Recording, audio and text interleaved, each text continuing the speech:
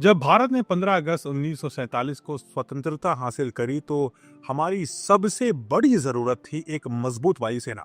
हमारे पास उस समय मॉडर्न फाइटर जेट्स तो नहीं थे। भारत का मुकाबला पश्चिम में पाकिस्तान और पूर्व में चाइना जैसे दुश्मनों से था और हमें अपनी वायुसेना को आधुनिक और मजबूत बनाने के लिए तत्काल कदम उठाने की आवश्यकता थी। उन दिनों भारत की वायुसेना की रीढ़ की हड्डी ब्रिटिश और सोवियत यूनियन से आयात किए गए पुराने यूज्ड जेट्स थे।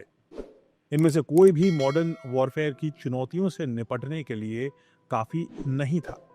इसी समय भारत के प्रथम प्रधानमंत्री पंडित जवाहरलाल नेहरू का एक विजन था कि इंडिया को न केवल अपनी सीमाओं की रक्षा करनी होगी बल्कि हमें खुद अपने फाइटर जेट्स स्वयं बनाने होंगे। यानी हमें एशिया की फर्स्ट कंट्री बनना होगा जो खुद के फाइटर जेट्स बनाएगी। पंडित नेहरू की इस विजन को हकीकत में बदलने के लिए हिंदुस्तान एयरक्राफ्ट लिमिटेड को जिम्मेदारी दी गई। इसका गठन हुआ था 1940 में, लेकिन भारत की आजादी तक उस समय तक भारत के पास ना तो एडवांस टेक्नोलॉजी, ना इंजन एक्सपर्टीज और ना ही रिसोर्सेस थे। तभी नेहरू जी ने एक बहुत ही साहसिक इनोवेटिव कदम उठाया। उन्होंने भारत बुलाया कर्ट टैंक को। कर्ट टैंक एक प्रसिद्ध जर्मन एयरक्राफ्ट डिजाइनर थे जिन्होंने नाजी पावर यानी एडोल्फ हिटलर के लिए काम किया था। इन्होंने वर्ल्ड वॉर II के दौरान लुफ्टवाफ यानी जर्मन एयरफोर्स के लिए कई एयरक्राफ्ट बनाए, जिनमें से एक वुल्फ 190 भी था। वुल्फ 190 उस युद्ध का आइकॉनिक एयरक्राफ्ट डिजाइन माना जाता था।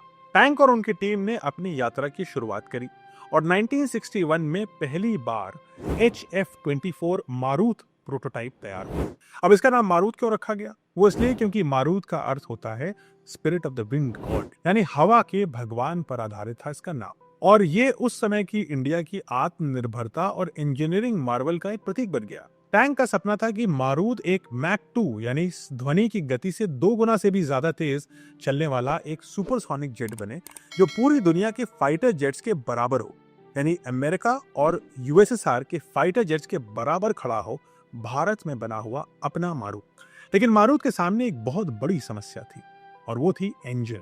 भारत के पास उस समय एडवांस जेट इंजन टेक्नोलॉजी तो थी ही नहीं। टैंक की टीम ने ऑर्फियस 703 टर्बो जेट चुना जो ब्रिटिश फॉलन नैट जैसे छोटे विमानों में मौजूद था। लेकिन ये इंजन मारूत को मैक 1 से ज्यादा स्पीड नहीं दे सकता था, यानी सिर्फ ध्वनि के बराबर की गति दे सकता था, यानी लगभग 1200 किलोमीटर प्रति घंटे की गति तो दे सकता था। लेकिन जो टैंक का टारगेट था 2400 किलोमीटर प्रति घंटे यानी मैक 2, वहां तक ये पहुंचने में कायम नहीं था।